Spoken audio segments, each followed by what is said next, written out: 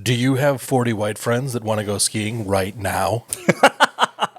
Just pop some juicy fruit and you'll be on your way.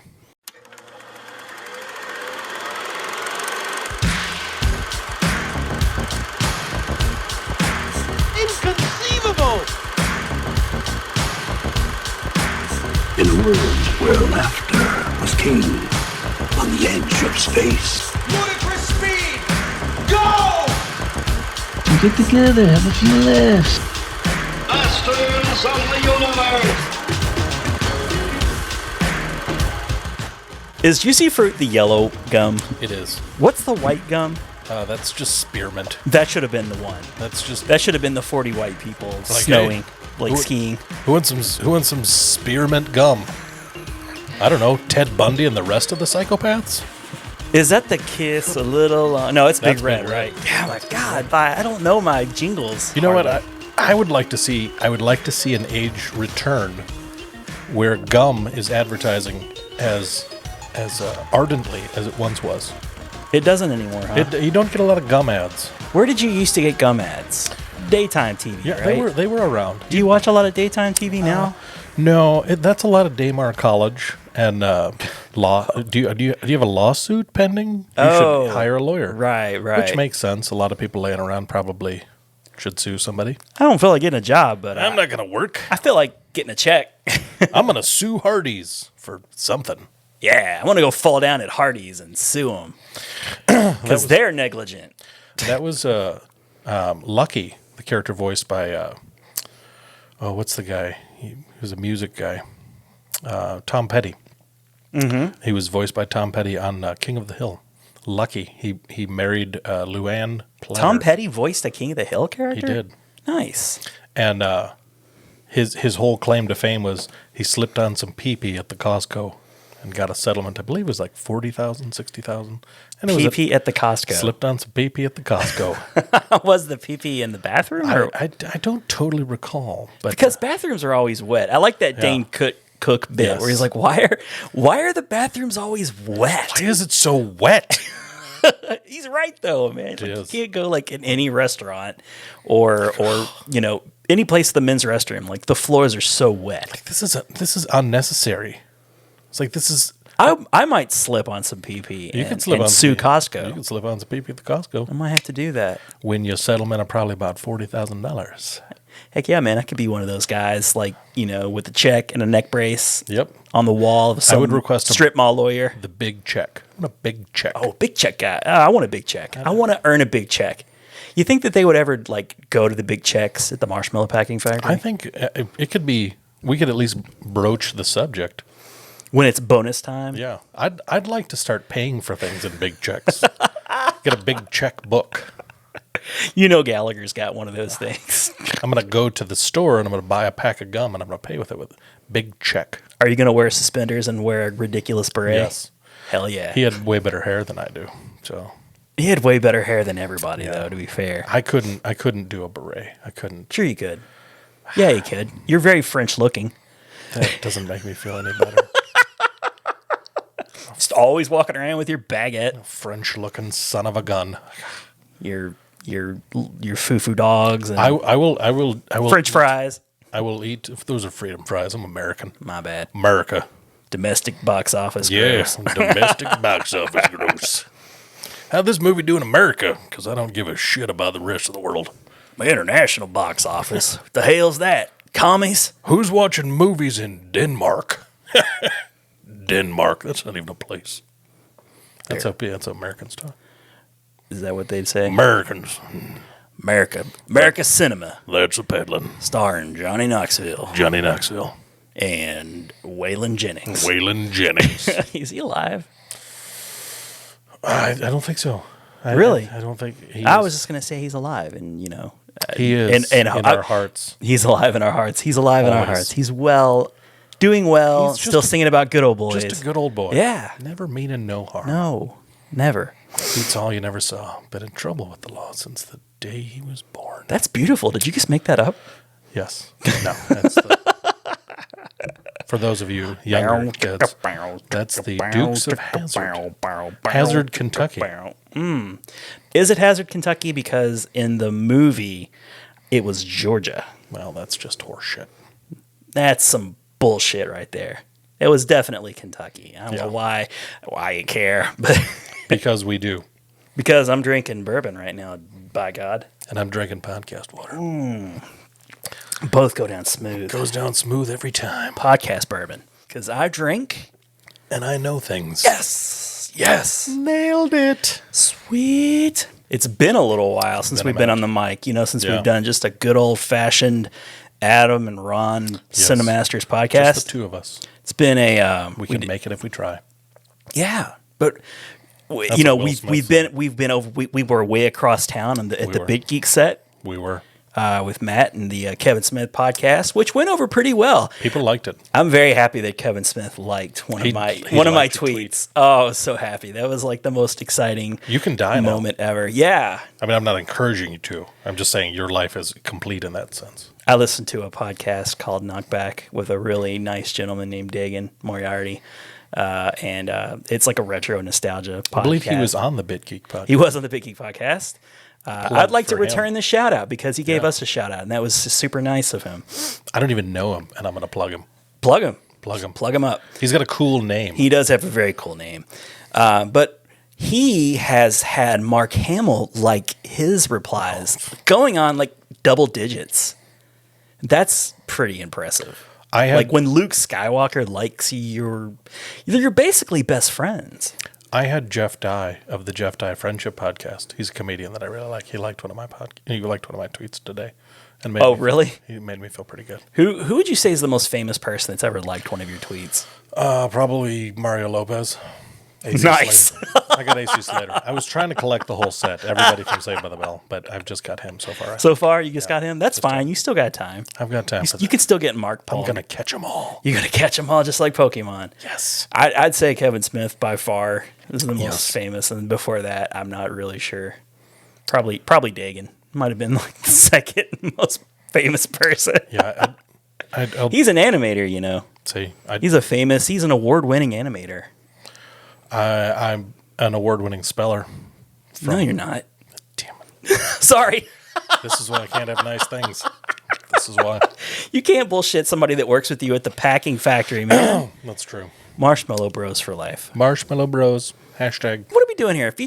Coming attractions. We could do a coming attractions. We're going to be doing the coming attractions. And we are doing a what you haven't seen that, if I'm not mistaken. What? Okay. Yeah.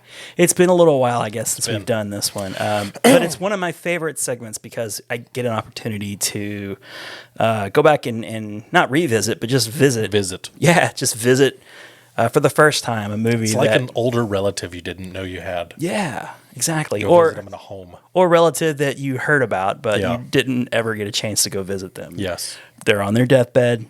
You got the call. Yep. They want to see me. They're dying. And I watch the movie instead. Yes. I go and watch the movie and then tweet about it. But yeah, it's one of my favorite segments because I've created just a gigantic backlog. And there are movies on the list that I dare say I'm ashamed for not ever actually seen before. And you seem to be kind of working your way up through like the 60s. I have a lot of old movies. Yeah, and that's cool. There's new movies. There's new movies that I haven't seen that I probably should bump up on the list. I own a good deal of movies that I've purchased at one point or another. And I'm like, I'll watch this at some point, and I haven't. And I'm like, absolutely, I should watch some of these. Some previous editions where I had watched Tootsie and let's see, what was Bachelor Party? Yes, sir. And you have what's some movies that you've seen? The Man Who Shot Liberty Valance. Yep. Jimmy Stewart. Yep. The Duke. The Duke, yes, he was in it as well. Mm-hmm. And Lee, not Lee Majors, Lee somebody else. It was a different Lee. He was in that. Right. I also watched. I was going to say the $6 Million Man was in that, and the Duke was in that. That was like the manliest movie of all time. The manliest movie of all time. Yeah. Just going to chew on some leather and spit it out. Not fruit leather, actual cowhide leather. Yeah, cowhide leather. Right. Also, I did Midnight Cowboy. Oh, yeah, that's right. That's right. I still haven't seen that one, so I need to. I think now that we're kind of we're being better. Like we're actually going to go ahead and watch each other's movies. I didn't watch that movie for whatever reason. Wouldn't it have been nice and more interesting for me and the listener if I had something to contribute to it? And I'm just like, really, tell me more. That sounds really interesting. Inform me about this film. I've heard of that actor, Dustin Hoffman. He's pretty good. Dustin Hoffmanica. I heard he's a Jew. He was in a song. Yes, definitely. But for this edition, hey, before we go any further, hi, I'm one of your hosts, Ron Avis. I'm over here on the left. Hello, I'm one of your other hosts. To the north, Adam Peterson. We are the Cinemasters. We are the Cinemasters. Obey us, worship us, Yes. love us. I'm okay if you just like me. Just That's like all me. I need. Just don't change the channel. Yeah. We're not really. I'm assuming we're on television. But We are on television. Don't Internet television. Don't delete the podcast. Yeah, don't change the channel to something else, to Murphy Brown, because that already got canceled. Did it? Wait, did that come back? It came back. So it's been canceled twice. Yeah. That sucks. That's gotta suck to be canceled Sorry, twice. Murphy Brown. Candace Bergman. Bergen. Bergen. Bergen. Burgundy. Burgundy, Ron yeah. So for this go round of what have you haven't seen that, I'm going to be talking about the movie Heat with Robert De Niro and Al Pacino and Val Kilmer. Hoo-ah! And you are going to be talking about Breakfast at Tiffany's. an equally manly movie. and I George watched that. Papard was in it, and he was in the A-Team. Oh yes, I can't wait to talk about that. So why don't we start with your movie, okay? Let's just start with Breakfast at Tiffany's because that's what everybody's dying to talk. They're like, oh man, give me some breakfast. Our listeners, our demographic, mostly male, I would imagine. Mostly probably Gen X. There's some millennials, like the early millennials, and so they want to hear about Breakfast at Tiffany's. And they're probably dying to hear what I have to say. Clamoring for it. What were your impressions of Breakfast at Tiffany's?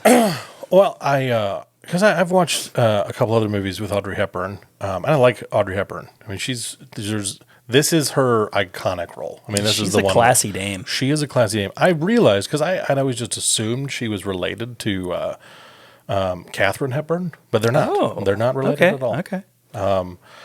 There's something like, I feel like it's funny because I knew at one point which country she was from.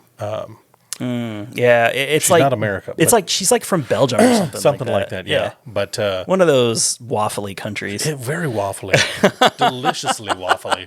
Yeah, one of those delicious, known for their sausages or their waffles or whatever. At the same time, she has that America's sweetheart kind of feel to her. Like everybody in America was like, you just got to kind of love Audrey Hepburn. I actually wrote that I get the hype for Audrey Hepburn. That was one of my early notes. She's so cute. She's adorable. She's very cute, and I got a real Natalie Portman vibe from her. I could see that. If they were ever to do a biopic, You can go ahead. biopic just sounds like some like kind of procedure done right. I got the biopic. back. Did you get results from the biopic? The biopic, right? It's not looking good. No, I could totally see her playing because I could see that. The movie Garden State. She plays a very Holly Golightly. Holly Golightly. Yeah, she had a Holly Golightly kind of feel to that. Yes. Like There I was could an totally aura. I would understand if she's like, well, Breakfast at Tiffany's was sort of an inspiration for this character for me. But she's adorable, and I had actually watched this movie twice because we had planned to do this topic some time ago, but it kept getting punted away. I didn't realize you'd watched it. Pushing back. No, I'd watched it twice, actually. Twice? That is impressive. I watched it a while back when we first discussed doing this. And then some time goes by, and then I watched it again. And I even offered to watch it with my wife so I would feel less weird about it, I guess. I'm going to go watch Breakfast at Tiffany's. You stay up here with the children. I'll never forget the time I was down in the basement just watching some Golden Girls, man. I was having a good time watching Golden Girls. Thank you for being a friend. She was busting my balls for days over that. Nothing wrong with that. Busting my balls or watching Golden Girls. Yeah, okay. I love the Anybody Golden wants Girls, to bust man. balls for watching Golden Girls, you just take a hike. You can talk to this guy. Yeah, you can take a long walk off a short pier. That's what I have to say. Who's your favorite Golden Girl? I got to go be Arthur. See, it's tough for me. I would have said Rose, I can see that. Betty White. Everybody loves Betty. She's a national treasure too. but there's no doubt that Estelle Getty, Yes. she has all the best kind of one-liners, I think, in the show. Oh yes, by far. Because like Blanche was just like, she was kind of a one-trick joke most of the time. she was the whore. she was the horror. Yep, that was her. But claim to fame. Estelle Getty, her character was Sophia. Sophia, thank you. Yes, gosh, Sophia was a character, man, Yes. and she was the youngest of all the actors was. too. Isn't that odd? Stop or my mom will shoot. I watched that movie in theaters. That's how much of a cinemaster That's how I am. far your Estelle Getty fan should go. All from Golden Girls. I showed up in my Golden Girls t-shirt. Absolutely. I should be wearing my Golden Girls. One of my Golden Girls t-shirts right now. One of your Golden Girls I have t-shirts. more than one. How the tangent I just went off, can you please help me reel it back in? What was I talking about before I got off on? You were scolded for watching. I was scolded for watching the Golden Girls. Thank you, sir. I need that because when the White Machete and I, when we are together, we kind of go off like You guys were on some tangents. We- They were most we were- enjoyable tangents. Oh, thank you. They were delicious. They were delicious. I enjoyed eating Bites. tasty piece. Yeah, I like It was a- Tasty it was a Bites. I tasty, go with the tasty Bites is good. It's like little bits. It's like kinda little bits, Yeah, but Tasty Piece. Kind of mixed together. yeah. It's an amalgamation. Yes. With a little bit of Mrs. Dash. Okay, sorry. Backing way up. So yeah, I watched it. Katharine Hepburn, so cute. This is the second Katharine Hepburn movie that I've seen. The only other Katharine Hepburn movie I ever saw was the last film she was ever, I believe, credited for being in was the Steven Spielberg, Richard Dreyfuss movie, Always. Yes. She, I think, was the angel. Yeah. I think you're right. Yeah, but I don't think I ever saw. I remember the movie, but I don't think I ever actually sat down and watched the whole thing. oh, it's excellent. I really enjoyed John. Like John Goodman was like the best sidekick, best buddy in all of like the late '80s, early '90s. He was so good in just about everything. I would be okay if he was my sidekick now. I would be okay being his sidekick now. I would allow you to trade me in. Like that's totally fine. I couldn't go that far. If I could just go behind the camera and watch you two guys, Just me and John just Goodman. work, just eating gravy. Yeah. You don't even have to speak. A boat. It's the John Goodman and me down in some gravy podcast. Just eating a bucket of KFC. You're gonna want to watch this on YouTube because it's just not the same if you're listening. No, you just hear swallowing sounds. Just hear arteries hardening. Is that the sound of a whole chicken wing going down John Goodman's gullet? Did he just unhinge his lower jaw? What? How is that happening? John Goodman's lost quite a bit of weight. He has. He's really taking care of himself now. He is. Hopefully we don't lose John Goodman No. anytime soon. He's probably in better health than I am. I would say he's probably in better health than I am as well. Anyway, Yes. Back to one of the other takeaways that I got from this, this is a Blake Edwards movie. yes. I didn't realize that Yep. until I was researching this movie. And he's, of course, known for all of the Pink Panther movies. Yes. And some other like 80s fare that one movie, like I think A Fine Mess, he did. Oh, that sounds right. I think he may have produced Walk Like a Man, this Howie Mandel movie that, like mid 80s, definitely the tail end of his career. Like he Yes. wasn't necessarily like, pumping out the classics left and right. Yeah. But I think this was one of his first big hits. And it has a Blake Edwards style to it. Yes, it does. In particular, the scene where, the party scene. That's probably the most famous scene from the movie. Is that right? Yeah. I can see why. A lot of things happen at that party. A lot of jokes. One of the supplemental things that I watched on the Blu-ray of it, they had a number of the original cast members come back in Really? a kind of their own miniature cocktail setting and just kind of shared stories about when they were filming and different stuff. So it's for the movie, it's revered as one of the more iconic scenes from It's a charming movie. It really is. You know what? There was the woman laughing in the mirror. Yes. Her whole story arc. Yes. Because, she's sort of laughing and having a fun party conversation, and then they cut away. There's some people dancing. People are phones are ringing and they're pulling them out of suitcases. Just zany things are crazy, happening. wacky things are happening. And then it cuts back to her and she's just crying hysterically with her mascara running down her face.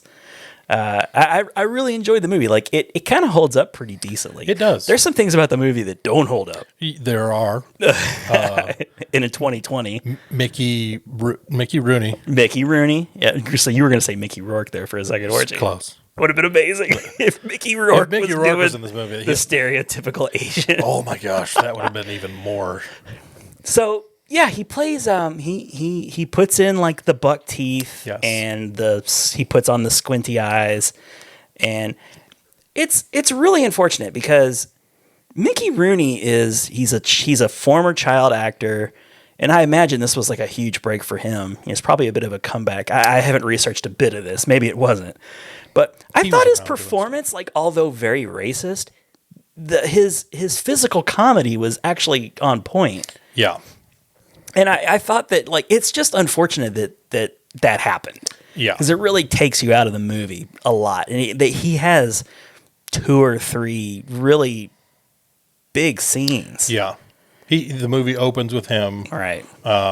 With Holly, that was the running gag. Is she would buzz his he was the superintendent or That's kind of the impression I got. Yeah, he's the manager. He owned the building, or he Maybe. was in charge of things in the building. So she would always forget her key, and she'd just buzz him, wake him up super. He's a early. photographer for some reason. Yeah, she would come home after a long night of gallivanting and cavorting, and she would come home and she would forget her key, and she was just this whimsical young lady, and just without a care in the world. And she would just buzz his and wake him up. And, I'm not going to do the impression because please don't. get the teeth and the glasses. Those teeth were a bit much, man. And he wasn't the only one to do that. No, for sure. No. There were plenty of other actors who would play Asians and are very racist. Back when it was just Orientals, there was a segment about that they had a bunch of. Oh, is that right? Asian people, because there's some people who's talking about how you go back and you're like, yes, when you view it through the lens of today, it's very racist. Yeah. When and it doesn't necessarily like you go back and like, well, it was okay for the time. It was just they didn't have there wasn't a plethora of Asian actors. Yeah. And they wouldn't, it wasn't like we should find some. It was just like, well, just dress Mickey Rooney. Yeah, it'll be that fine. was just sort of the go-to. Yeah, it's like, we could do that. If we need a Native American, we'll just dress up a white guy. We'll just dress him up. There's plenty of white actors. That Native American from the garbage commercial with the crying, the tear, that was an Italian. He was an Italian. Are you not kidding? He was an Italian. Oh my God! Didn't even get a real Native American for that commercial. That's messed up. What about the weird naked Indian guy from Wayne's World 2? Was he Italian? He might have been. Damn, because he looked a lot like that guy. He did. There was even a joke. Yeah, they went to. He went to that. More thoughts from you, sir. I don't want to. No, these are just some of the observations I had. I always enjoy. I enjoy the way you guide a conversation. Okay, because I'm just I could be all over the place. I could be kind of frantic with my thoughts, and so I need a little bit of corralling, and I appreciate that from your perspective. In that case, how many times did you just hear the A-Team theme in your head?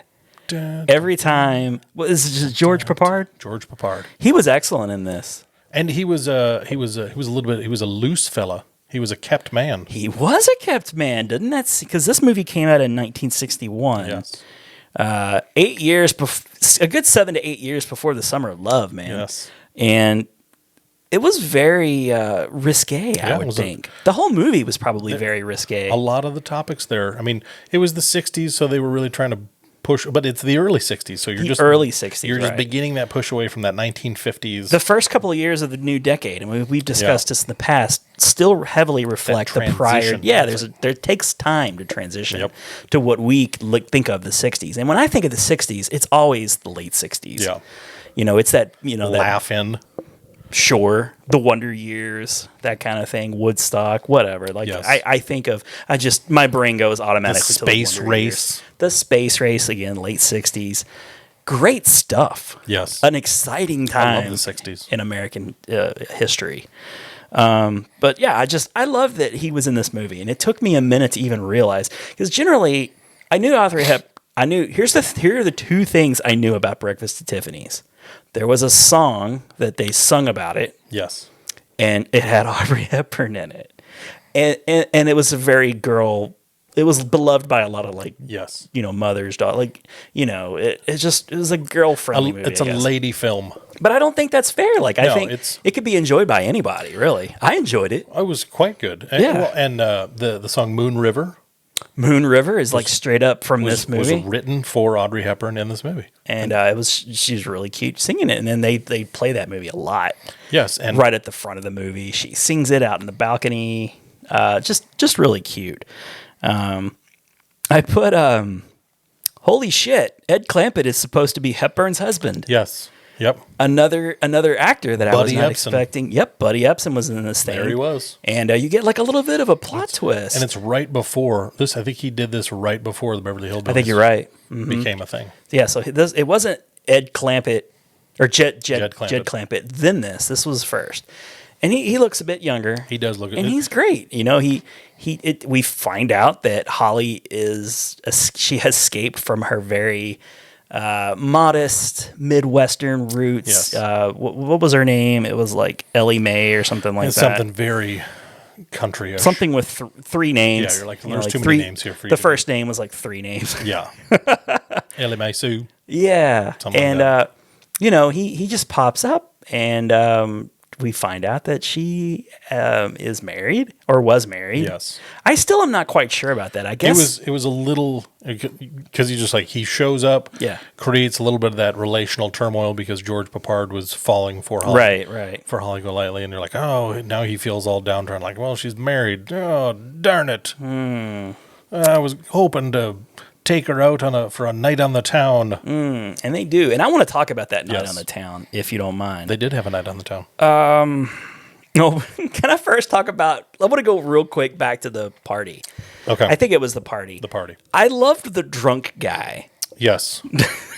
You know what I'm talking about? Yes, I do. He's like, "Oh, baby, come on!" You don't even see him; you just hear him. She escapes, like she's hiding in the bathroom, and it's like a Looney Tunes drunk guy. It's actually, I think I want to say it's a well-known guy too. No kidding. It was so funny.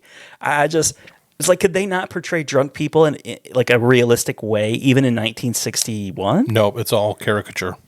Oh, baby, come on. Yeah, baby, I'm a good guy. I just pictured like a cartoon cat, like a cartoon tomcat on the other side of the Yes. door. And it's like, wasn't a real person. You can keep looking that up. Yeah, But I'm going to. I just, both times I watched the movie, that hit, and it took me out of the movie so fast. You're like, what is going I on was here? not prepared for the caricature drunk Mel guy. Blanc. That's Mel Blanc. Yes. I was just saying, I know this is a well-known voice. He is Mr. Looney Tune. Yep. Dude, that is a tidbit for you that There you're you only go. going to get from the Cinemasters. Yeah, you don't get that in your average movie-themed podcast. Or if you were to go deep, digging down into IMDb. yeah, probably. if you went online, you would. But we you did don't it- need the internet. we You did just it need for us. you. You need the internet to use as a vessel, Yeah. as an instrument to get us in your ears, Yep. in your eyes. We bring that to you. But no, here's the day out. Let's see. What was the observation I made? I put in quotations, the great jackass date. We're going to steal something from the five and dime. So first thing they do is, in the movie, the titular, title of the movie, like Breakfast at Tiffany's. Audrey Hepburn is just, she loves Tiffany's. Yes. It's just a place that makes her feel good. I felt the same way about Toys R Us before they closed their doors. I totally get it. And she really can't. I guess she's like some sort of talent. She has an agent. Yeah. I don't know if she's an actor or a model. I don't really understand what her profession is. We learned she makes money by talking to a gangster in prison? Yes. Yeah, she gets the weather report from him. And because the whole thing is she's unknowingly aiding and abetting a criminal in his criminal enterprise. Right. And she's like, "What, me? No." But back to the great jackass date. Yes, the great jackass date. So they start out with going to Tiffany's. Yes. And all they have is a $50 check and what was it, like $10 in cash. Yeah. And so they I love that guy too. Oh, I loved him too. I thought he was so good. He was fantastic. I could watch a whole movie just that guy. 'Cause John McGiver. he was not swayed or turned off. No. he was the utmost professional. And that was what I really liked. It was like it was like borderline sarcasm, but he was still genuine towards them. It wasn't like, you only have $10, just you're wasting my time. Right. It was like, you're a customer here at Tiffany's. It seems unorthodox, but I'll go ahead and entertain your wiles. Well, Fred, I know his name's not Fred. That's just what she calls him because she can't be bothered to learn his real name. But yeah, so like Fred baby. Paul Varjak. Yeah, Paul. So they go in and they just have this money, and Fred, he's got a nice suit. I mean, this is the 60s. Yes. People would dress up in nice suits just to go on a bus ride. I mean, that's just everywhere. 3-piece suit if you're going down to get a sandwich. He's not a punk. He's not a thug. He may not have a lot of money on him, but he has like a worldliness to him, you know. So he's because at that point he was still the kept man, so he had all the nice stuff. True. He had all the nice stuff. But so he's having this conversation with him, and he's intellectually, they're kind of bantering. There's a little bit of banter. There's a little bit of banter, and it's very sweet. But yeah, so what they do is they don't have any money to really buy anything at Tiffany's. Presumably, it's very expensive to buy anything there. Well, they insult the diamonds or something at first. It's very tacky to wear diamonds unless you're, what was the age? 40? Something. I don't know. I didn't know that. It's like white after Labor Day. Perhaps. Same thing, people. I don't get those rules. Older ladies, correct us if we're wrong. I'm not a fashionista. You were not? No. No, but they basically what they settle on is, they were going to engrave a plastic Cracker Jack ring. Yes. So that was the first leg of the Jackass date. Second leg of the Jackass date is they deface public property at a library. Yes. So Paul is a writer. He is a writer. So he's written one book. One book. And that no one liked. They find his book in the library, and he just proceeds to write his name in it. Like, autograph it. Like, nobody's asking for it. They do it right in front of the librarian, under her nose. And she's like, what the fuck is wrong with you? The unmitigated gall. Yes. She, gets raw on him. And rightfully so. Yeah, absolutely. So that was phase 2. And then phase 3, they go into a five and dime and steal something. Wouldn't it be adorable if we stole from a store? This is not how you do a date. No. I'm not good at dating, but that's not how you do a date. Yeah, so they go in, they steal a couple of masks, bump into a cop running out, but he turns around and he's like, white people. You're a couple of jackasses. Carry on with your jackassery. You charming jackasses. You tomfooleries. But I wanted to break that date down because at no point did I like those people during that date. And it's a good thing that happens late enough in the movie where I'm kind of on board with them. Because that's the thing is like you're supposed to, you're wanting to root for them, and that was the thing for George Papard is like he wasn't known in that community as like he's a leading guy. Yeah, he's a Cary Grant. He's like no, that wasn't his image, and so it was like what was his image at the time? Blonde. Blonde guy. He was very blonde. He was blonde, and it was very shiny hair. A beautiful head of hair on that guy. I think he had a bit of a reputation for being a bit abrupt on set. Oh, okay. I don't think he made enemies, but I don't know that he made a lot of friends either. It's so funny. I'm looking back at my notes. Laughed so hard at the drunk guy at the party. In quotations or parentheses, Looney Tunes inspired. Well, very astute. That is a very astute observation. Yeah. So, what about you? Anything about the movie that just turned you off, or did you? What was some? I mean, we talked about the guy at the jewelry store. We really both appreciated him. I really enjoyed him. It's funny because it still follows some of those same tropes of the romantic comedy, even going back all the way to the 60s. You're like, oh, he's fallen hard for her, but she's like, oh no, I'm going to go to Brazil with this guy. I'm going to keep up my charade of, I don't fall in love with people. I'm just here to get nice things and live this nice life. And the $50 for the powder room. Yes, and then oh look, it's Cat. I'm gonna the whole thing with Cat. Like I'm getting rid of Cat, and she just cast this cat. Yeah, I did not like that. That sucked. I was not a fan of her in that. There were some of those things, some of those elements, because even as cheesy as they are in a lot of your romantic comedies, that formula is still very endearing. It's when I was like, I get to the point in movies like, all right, It's a classic formula. one of you guys has to screw something up. Go ahead, get that out of the way, because then we can mend things. You can make your grand romantic gesture. Maybe you'll meet on the roof of the Empire State Building. Maybe, you do whatever it is. It's like, we're looking for a wet cat in an alley. It's like, Yeah. okay. And all right. And of course, he gives that impassioned speech. Yeah. With the door open and the rain pouring down. I'm just like thinking, that was George's big monologue, his big speech. Nailed it, George. I just picture like the Leonardo DiCaprio scene where he's like out in his trailer and he's like drunk and talking about being like wasted on whiskey sours. I don't even like them. I don't even like whiskey sours. God damn it! What the hell's wrong with me? I love that performance so much. But yeah, it had. I mean, it wasn't perfect. It had some clunky moments, but I do think overall, it's like I'm not upset that I bought it. I'm sure I'll watch it again. It's when I was like, you could throw that movie on and just kind of casually watch it, and still It's a good enjoy movie to watch with your mom. Yeah. Yep. Yep. And your mom's gonna like it. Yep. And it's not terrible. No. Like I've watched a lot of old movies with my mom, especially when I was little, and many of them were in black and white. Yes. That era. Or like movies like Gone with the Wind. That's like one of her old favorite movies. I just can't watch it. It's just 4 hours long. Maybe I could stomach it now, but no maybe. But this feels like a movie that I think that we could both watch and like take away something that we liked from it. If you went out and met a stranger and coaxed them back to your home, you could watch this movie with a stranger. You could. You're like, hey, I don't know you, and I'm not going to murder you or anything. Hey, I am not a threat. I have Breakfast at Tiffany's on Blu-ray. We could watch the extras. Does that have a commentary track? I think it does. That's amazing. I think it does. Who would be on that?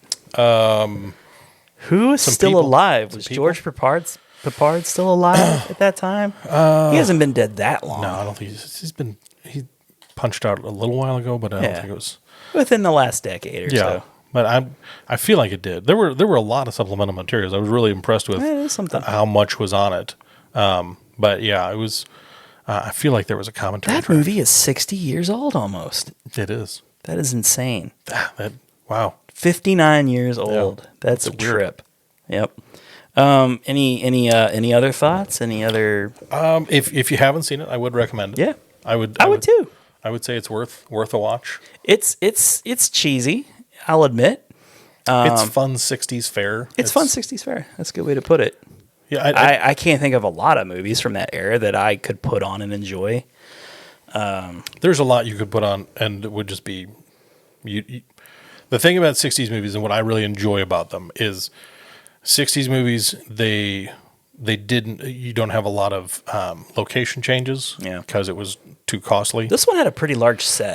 It had some pretty impressive sets. I'll give them that. Yeah, two-story apartment complex, more or less, and then of course the on-location shots in Manhattan.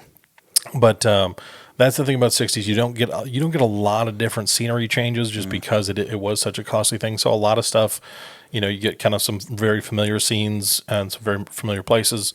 You don't typically have a huge cast full of people like you might be more accustomed to today. Some stuff had larger cast, but a lot of stuff had smaller, and a lot of it is dialogue driven. So it's when I was like, it's harder to just.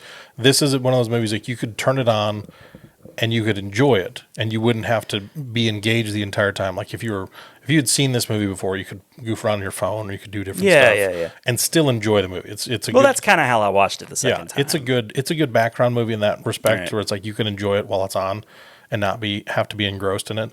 But if you are, I stopped playing with my phone during the jewelry store scene and a couple other scenes. Were pretty good.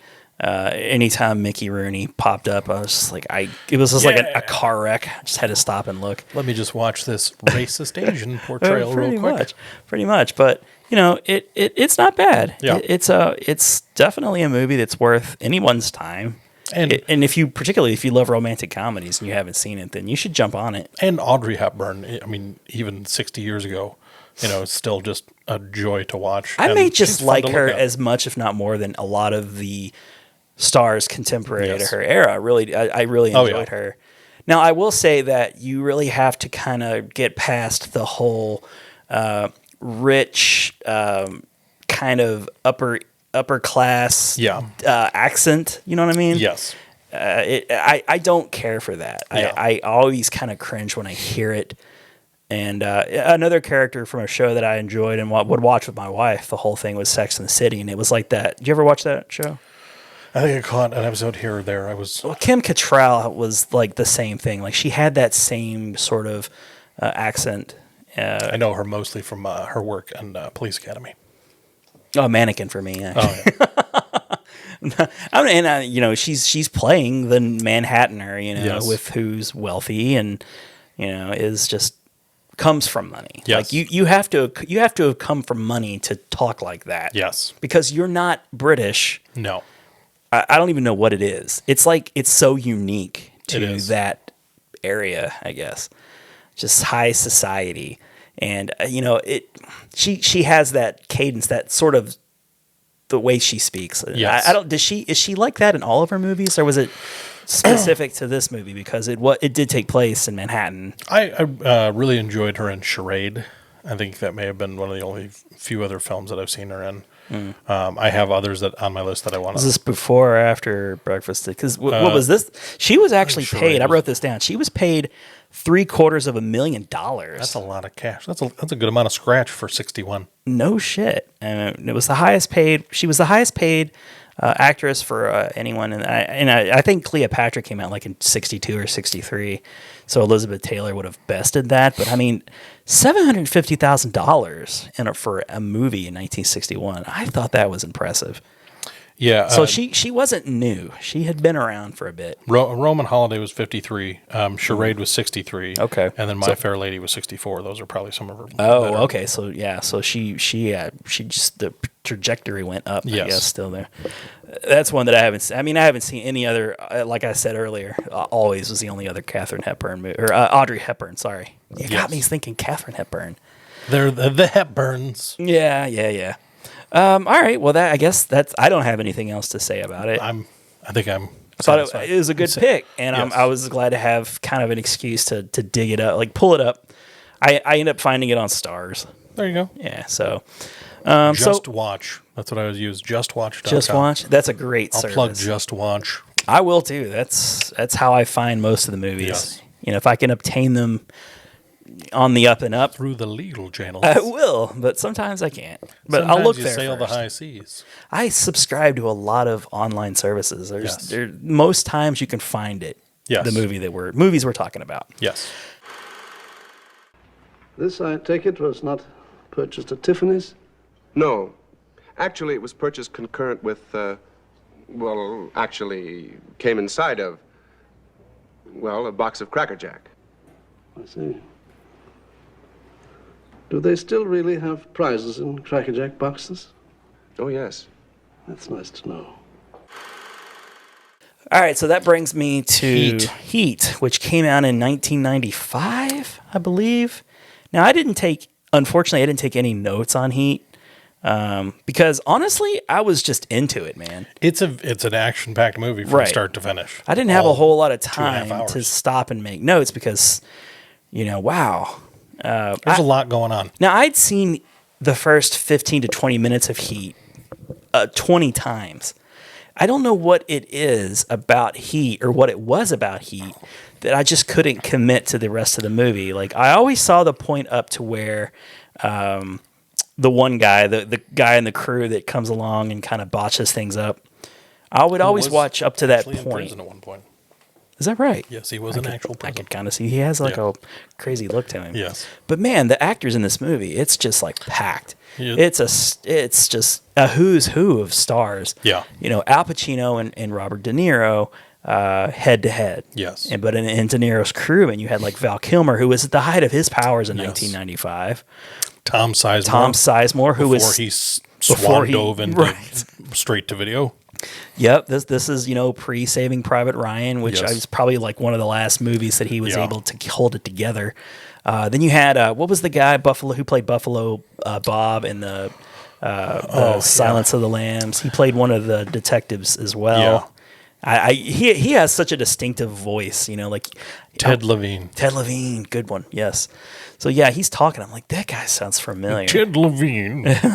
Would you fuck me? He says that in the movie. You're just like, what? What? But this was one of the last Al Pacino performance. Now, when White Machete and I, he does do the great ass. Yeah. Talking about Ashley Judd, right? Yep. Yeah, Ashley Judd had the great ass. Who plays Val Kilmer's? Did their kid have like the most perfect 90s bowl cut hair of all time? Totally. That kid he should have been on going places. If it wasn't for Jonathan Taylor Thomas and those other two kids, he was a home improvement. Yep. He was probably like the fourth child actor that got bumped. Because that, I could just hear like, Zachary Ty Bryan. Yeah, good one. And who was the gothy kid? Who was the little... It was Mark. I can't even remember his name. That was a character's name. I did enjoy that show. He had three names as well. They all had three names. Of course. You couldn't be on television or in movies unless you had three names. What's your name? Mike Jop. Next. Yep. Mike. Two names? Get the hell out of here. You got to have 22 syllables in your name. What do you think this is? Pal. Huh? Star Search? So the movie just starts out so great.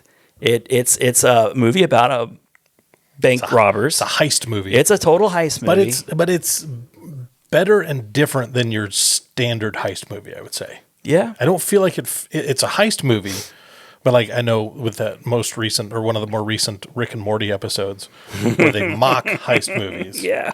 I don't feel like it doesn't feel like it's in the same category. No. It doesn't, because first of all, they don't ever get the gang back together. They're already an established gang. Yeah, this is a gang that the gang doesn't break up. Why would the gang break up? And they've yet to hit that point of just one more job. Yeah. So they're like a gang, a sophisticated gang. Let's keep doing jobs. They're in their prime. We are a gang. Let's do heist jobs.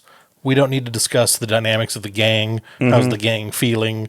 What do you guys think about another? That's what we're doing. We're a gang. We do heists. It's a less flowery Ocean's 11. Yes. Like where Robert De Niro is sort of like the Danny Ocean character. We don't need goofy, fun names for what we're doing. It's like, no. Should we do the shoot the guy in the face or should we do the steal the money? Let's just do all of it. And unlike Ocean's 11, where you're just, it feels fun to be on their side. Yeah. They're robbing crooks, but they kind of deserve it. Hey, breaking the law seems really fun. When you're as charming as friggin' George Clooney, anyway. Yeah. But these guys, I kept thinking all throughout the movie, it's like, am I supposed to be rooting for? And I think I might have mentioned it to you. Like, I don't think I'm supposed to really like these guys. And the moment that did it for me was when Tom Sizemore. Oddly enough, it was like the heist gone bad. Yes. There was actually a couple of heist gone bads. Like maybe they weren't very good actually, but they're kind of busted. And that's when they're like on the street and they're like just exchanging fire with the cops. And holy shit, man, that was like pure 80s awesome right there. Yes. Pure 90s awesome, I should say. But Tom Sizemore grabs a kid, and starts to use him as a human shield. Like, that's a little dicey right there. And then Al Pacino, who's done all the coke. Oh yeah. He's done all. I'm gonna shoot you. He takes the shot. He's like running, sprinting. This kid is collateral damage. I couldn't believe he took that shot. Whoa. I mean, it was nuts. I mean, he made the shot. Thank God we got a different movie going here. Yeah, that would have been rough. What did you think? I mean, you've seen this movie probably a bunch of times. I've seen it. It had been a while since I'd watched it prior to this, but I've probably seen it 2 or 3 times. What did you think about Al Pacino's performance? I feel like I want to talk about Al Pacino the most because Robert De Niro he's got like 2 modes. He's got gangster mode and he's got comedy mode. Well, and he's in full on like gangster mode here. The thing, one of the trivias from this movie is there's like 5 times he smiles. Really? Yeah, and they're like, oh, here's the noteworthy times when Robert De Niro smiles in the film. So it's when I was like, he's just because Robert De Niro read the script and signed on based on the coffee shop scene with. That was cool. That was it. He read that. I was like, I'm in. The lead up to that scene was unbelievable. Yeah, because they're like flying over in the helicopter, and then they drop him off in a car, and then he's like speeding on a highway. What in the world? That would never work. was like, dude, what kind of budgetary constraints do these guys need Yeah. to operate more, just in a more orthodox fashion? You can't be taking helicopters out, tracking people on the highway. And you just got like guys with cars waiting. This is the LAPD. This is how we roll. I feel like they could have got to that scene in a more realistic, believable way. And isn't it like LA or something too? So like, no, it's not going to happen. It feels very, like that whole scene, I liked it, but it feels very Roadrunner, Wile E. Coyote. Like you could see Al Pacino just like showing up, riding a rocket next to Robert De Niro's car. You're like, ooh-ah. Now, this is a Michael Mann movie, right? Yes. He has a very kinetic style in his movies. So, like, it fits. You know. And I like Michael Mann. Like, even, like, his bad movies are pretty good. Yeah. So, yeah, they have that the coffee shop scene. That's interesting that he signed on just for that. Just because it was just the two of them. And you're supposed to believe that they kind of have this sort of admiration from one another. Yeah. There's mutual respect. There's a mutual respect, and he's like, brother, I'm gonna take you down, but I'm not gonna like it. And I enjoyed that scene a lot. Like none of it makes a lick of sense, but I liked it. Yeah, because it's like two actors and they're maybe not their prime, but certainly still there. Like they're still there's juice. It was, in knowing how far back both of those guys go in their careers, right? You can see like, okay, they're doing, the Godfather movies back in the 70s. And so it's like, because in The Godfather Part 2, which they were both in, they didn't have scenes together because they were in two different time frames. So it's when I was like, they were in the same movie, but you'd never seen these guys up to this point. Well, that's why it was like such a huge deal when they were in The Irishman together, right? Yeah. I was like, and with The Irishman, you get Pesci in the mix. You're like, oh, wow, we're bringing all three of these guys together. Yeah. So there was, this in the mid 90s, because you're like these two icons that have been around for a while at this point. Right. You're like, hey, we're getting them along with all these other guys to be in this really. It is unbelievable that they weren't in more things together. Considering the kinds of movies that they made, right? Because this is like when you go back and you see Pacino in his earlier stuff. Even the way he sounds and the way he delivers stuff outside of maybe Scarface, which I have. It's a tough watch. Yeah, it's what I feel like it really just was adopted by like hip hop culture. Like everybody in hip hop culture is like Scarface is the best movie ever, and it's like it has its moments, but it's like it's iconic. It really paints the Miami scene. Yeah. Like it is iconic, I guess, but it's like. It's at the center, a movie about cocaine. Yeah. And I feel like I was on cocaine watching that movie. Yeah. It's not a good feeling to be on. But this is that Pacino where you went, because he was earlier. I've listened to guys that were like, oh, how did you do a Pacino impression? And people thought it was like the early Pacino is higher pitched. And by the time you get to the 90s, that's when you're like the sentiment. He's got that more scent of a woman. The guttural back of the throat. Right. This is Pacino. Yeah.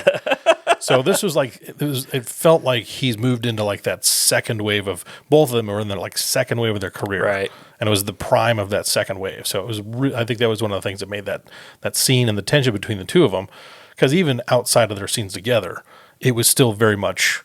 It was that cat and mouse. Yeah, I like the scene where they were.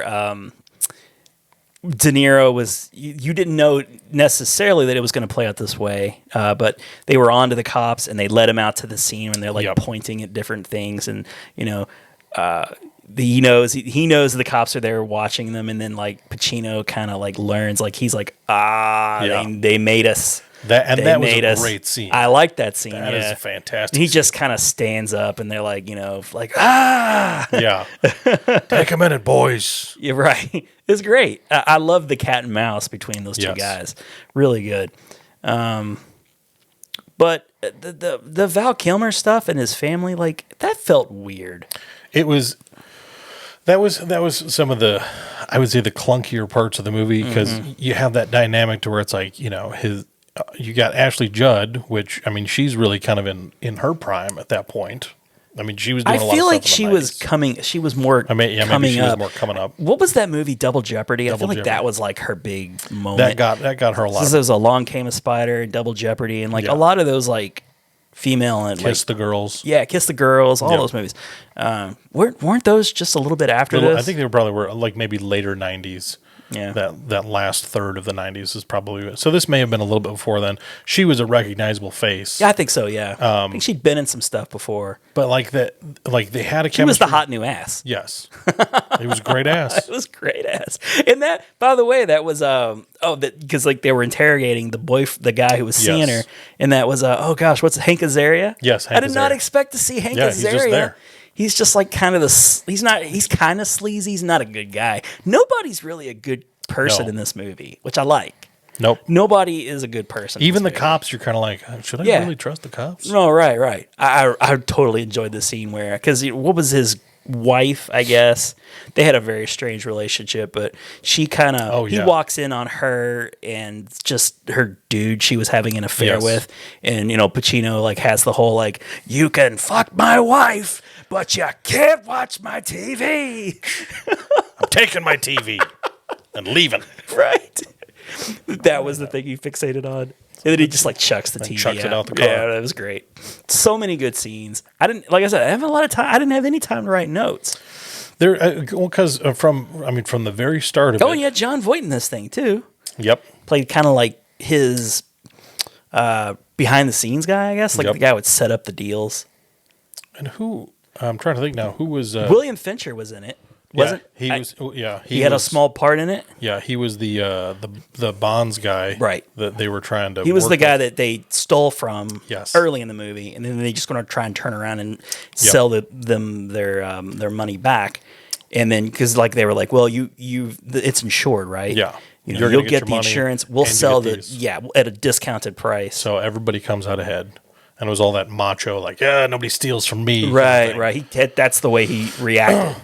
He was like, yeah, that's cool. And he was like, I want them dead. Who was? Now I'm trying to think. Who was Al Pacino's stepdaughter? Was she? Oh, was that- it Natalie Portman? I think it was Natalie. I think Portman. it might be Natalie Portman. Yeah. Very young Natalie Portman. Because I kept wondering, is this going to be Robert De Niro's daughter? Yeah. I kind of felt like they were playing it up Yeah. that way because you never even see the dude. Yeah, because you're like, oh, he didn't show up again. Mm-hmm. Is Robert? And that would have been I liked that it wasn't Right. because he made you think that it could be. Right. So it was, and that's when that's a Michael Mann. But really, he was just a nobody. Yeah.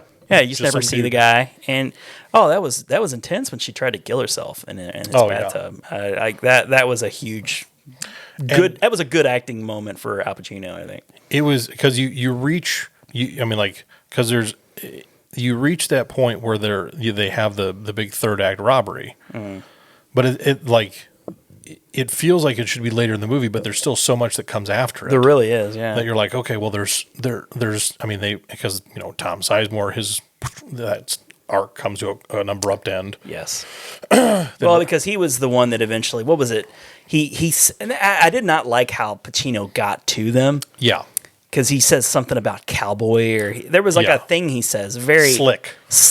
Called him slick. And some criminal just says slick out of nowhere Like, in a there's club. only one guy here that calls people slick. Only one guy that calls people slick. And so like that was the thread that led them to the right. I thought that felt lazy. One of the biggest offenders of that in my book is the movie Law Abiding Citizen with Gerard Butler. Butler, yeah. Because I hate in the third act, because the whole movie Gerard Butler is supposed to be so much smarter than everybody. And then in the third act, when Jamie Foxx is trying to track him down, he gets an email from what's-her-face's mysterious boyfriend you never see, and that's how he connects everything. You're like, nah. What? It's so, when you have such a well-crafted story and all of these things are fit, and you're like, how are we supposed to work this one out? I mean, the movie's forgiven because everything is so awesome. It still is great. And you do want to just get quickly to the whole Pacino, Yes. De Niro thing. It's like, it doesn't ruin the movie, but it did seem a bit It's of a reach. It was unfortunate that was how they bridged that gap, because it's like, you just kind of, okay, we're just going to put that fine. Mm-hmm. Because then you have the whole Kilmer, Judd, she gets taken in by the police, and right. And then I did They're like using her as bait. I did like that last little encounter with the two of them where she gives them the signals like Yeah. go. Yeah. Because it's when I was like, there was a lot of emotion behind that because De Niro had vouched for him. You know, they had that whole tiff where it's like, hey, no, you give him one more chance. Yeah. And after that, if he messes it up, I'll take care of it myself. I'll, make sure you guys are fine. He was basically Jimmy in Goodfellas at that point. Like, exactly. It was very Scorsese De Niro in that moment. So it was, and you have that. So, there was... Because that's how we learned she's fucking Hank Azaria. Yes. And it was when I was like, okay, it was a very, it felt like a very, like, this is a modern 90s relationship. They're in turmoil. They have a kid together. So they can't just like, hey, we can break Adorable up. bowl cut. Yeah. So it's like, you got this adorable bowl cut kid. You can't just, break it off. No. She knows the real him and what he's into. So it's kind of like, okay, she's not going to screw him over. But at the same time, it's like, how do you dissolve that if it needs to be dissolved? So it was a very complicated relationship. And you get to that moment where you're like, she gives him the signal like, hey, go. Yeah. I like that part, actually. I thought that was good. I liked that because it was, if you're following it and you're paying attention to it, it's like there's some real emotion to that. And then they're like, he pulls up the street, they're like, get him anyways. And they pull him over. And it spoke again to how prepared how good of criminals they really were. Is like, he was prepared to be pulled over. It's like, no, that was cool. Yeah. I did not know how he was going to get out of that. Yeah. I was like, ooh, this is going to be tricky. It felt, again, like a kind of a lazy writing out where like the cop who was in charge of the stakeout kind of wasn't paying attention or something. Didn't really realize, okay. Yeah. How about you go out and look at this guy? Right. If you look at him and he's here, you can still arrest him, I think. It was, you forgive it because it was a nice moment. Yeah. But I tell you what, if I were making notes, I would have made this note. If De Niro signed on to make the movie so he could have the coffee shop scene, I think Val Kilmer may have signed on to make the movie so he could wear that wig. Yes. That like long blonde hair. Long blonde ponytail. The ponytail.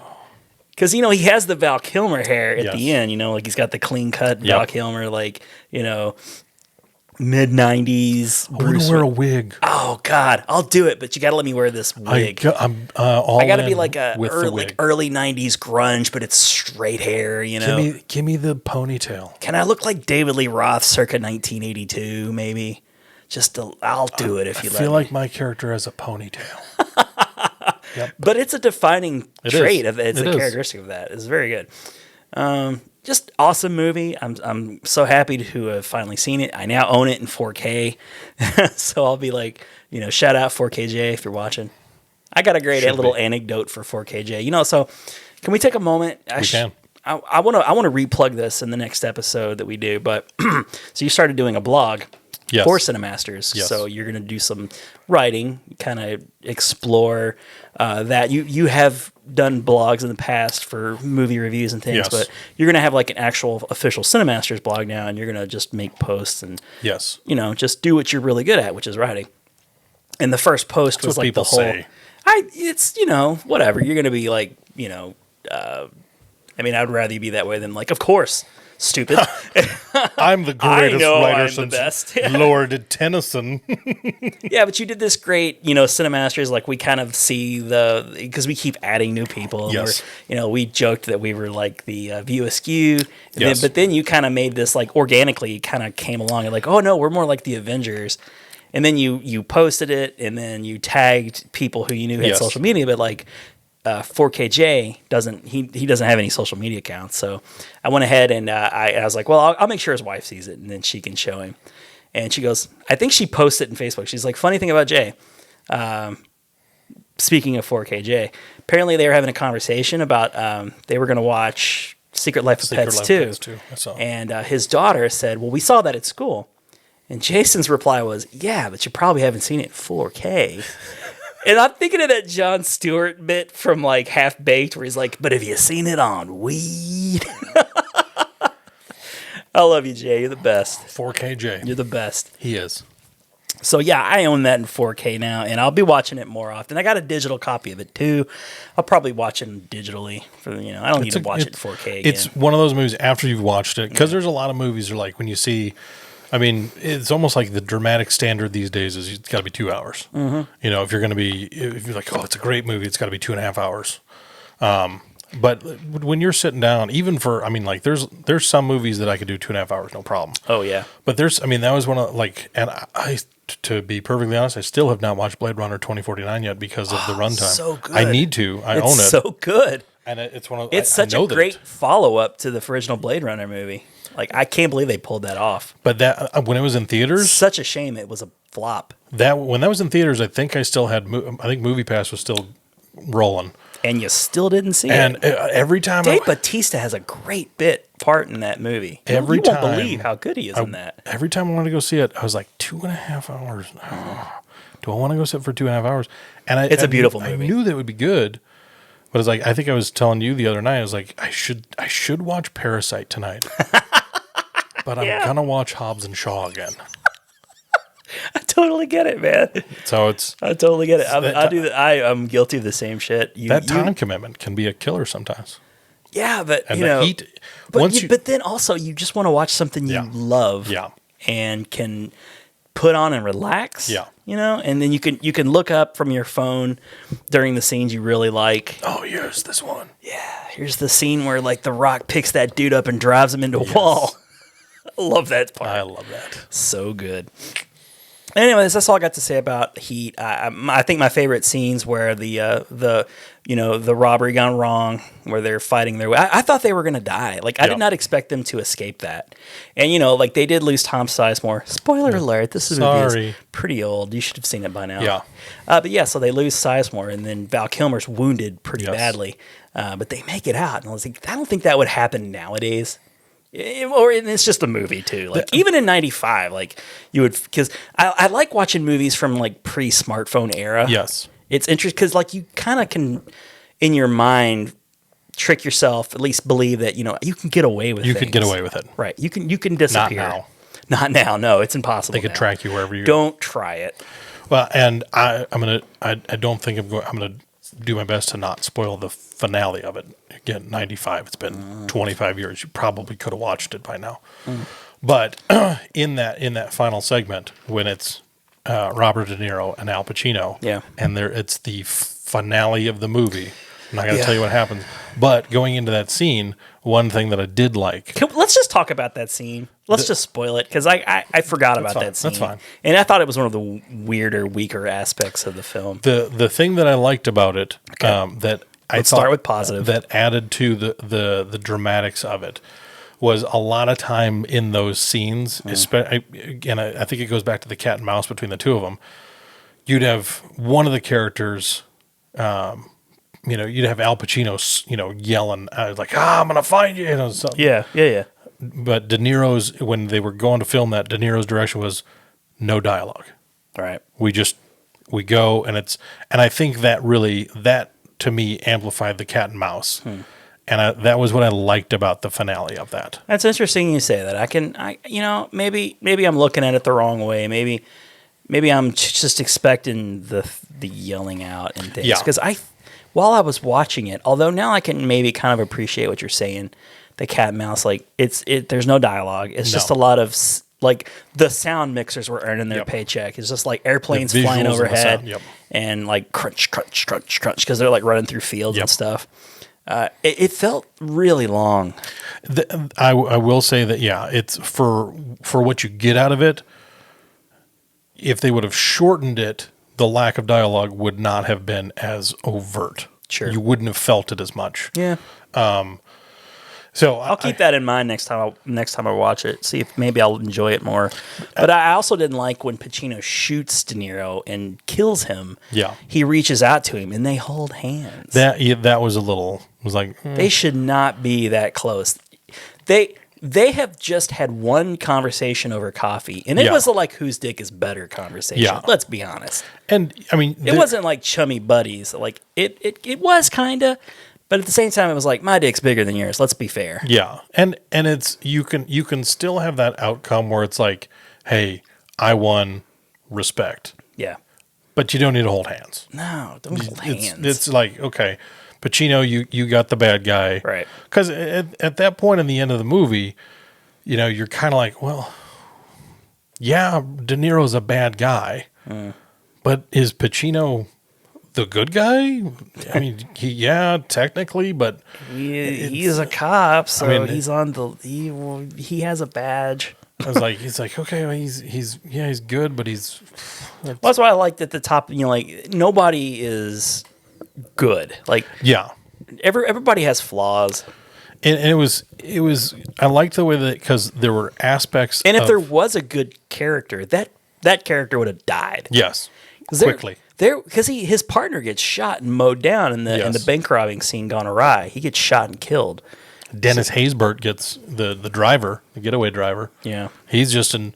Oh my God, that whole movie felt like they were setting something big up, only for him to just die. It was like, hey, would you like to drive the car and then die? Yeah, certainly. Do I get to do Allstate commercials after that? That was so weird. I'm so glad you brought that up because they kept going because like he had his own separate storyline. Yeah, you're like, why are we going back to this point of view of this former recidivism is just a foregone conclusion. He's just going to go back to crime. I mean, they cut back to his story 3 to 4 times, and you're just like, at least something's. And then there's a convergence right at the end because they need a driver. Yeah, and he just fucking dies. You're like, hey, would you like to also be shot violently while you're supposedly driving the getaway car? He was all over that opportunity too. It's like, yeah, I'm in, baby. Screw working in this crappy diner. It's like. I mean, I know criminals don't have a lot of opportunities for stuff, but it's like this whole like, yeah, you're going to work for me and you're going to do the crap jobs or otherwise I'm going to turn you back in. It's like, what is this? I mean, he should have offered rum to Joe Boo. Like, I mean, that's what the fuck happened. I mean, But yeah. Serrano didn't hit the curveball. He died. He got whoops. Just mauled. Okay. Yes. Anyway, so thumbs up for me. I thought it was really good. Yep. I liked it. It's like I liked that. I was like, when I revealed my movie was Heat, and you sent me the Jim Gaffigan. It's so great. It's kind of the way like I saw Heat. Heat. Do you want to talk about it? No, I saw that like 10 years ago, loser. I am never going back. Then don't take down scores. I do what I do best. I take scores. You do what you do best, trying to stop guys like me. But that was beautiful. I think that was what you haven't seen that in encapsulate. Yeah, yes, that was like perfect. Because people always expect it's like, oh, certainly you've seen this movie. And it's like we watch a lot of movies, yeah, but a lot of movies come out every year. And I was like, I mean, even because I've already kind of made a pledge to myself. So I'm going to watch as many good movies as I can. Yeah, this year. Yeah. You were on point. I'm not doing 126 again next year. Did it hurt you? Was it a little bit much? It was one of those, like, when I got to the point that I could chase after a large number, I was like, I'm going to do it. Yeah. But it's like, I watched a number of films. It was like, oh, this is just crap. It was like breaking Hank Aaron's home run record. Like, oh. You just kept hitting home runs, man. I was like, all right, I'll watch Drunk Parents with Alec Baldwin now. Which was surprisingly not as bad as I thought. You were not getting paid to do that. I mean, like a lot of critics probably didn't see that many movies in 2019, and a lot of the ones I saw were not. That's why you should tune into us because there's a good chance Adam's going to see the movie that you want to hear about. I get that a lot of people are like, oh, I had a friend of mine. She messaged me the other. Oh, I'm watching a movie right now. I bet you never seen. And now, even as I'm telling this anecdote, I wish I could remember what movie she was watching. But she's like, it's this. I was like, yeah, I've seen that. I own that, actually. I was like, I own that.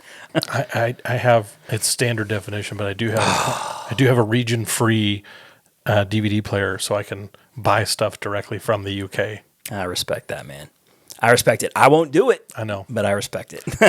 We got 4KJ and standard definition douche, Adam. We got the whole full spectrum, baby, right there, all the way from low end to high end. Like I'll watch movies on ViewMaster. This movie Thriller's really turning out to be. If it means seeing the movie, then I'm with you, buddy. Yep. I'm with you. All right. Well, that's been our episode, our What You Haven't Seen That episode. Coming attractions. Next time you see us or hear us, it will be the feature presentation. Yes. Not going to spoil what that is here. You'll just have to wait until later in the week or next week, however this drops. Bite. It is a tasty bite. It's going to be a lot of fun. It's the first time we've done anything like it. Well, yes. Actually. First time we've done it in a while. Good point. Yeah, in a while we've done something similar in the format, but this is new. It's a new take on a format that we both really enjoy, and I'm super looking forward to doing that. It's going to be good. You're going to like it, and we'll see you then. I've been one of your hosts, Ron Avis. I've been your other host, Adam Peterson. Don't kill yourself like Jonathan Brandis. Don't do it. Don't do it. We almost made it through a show.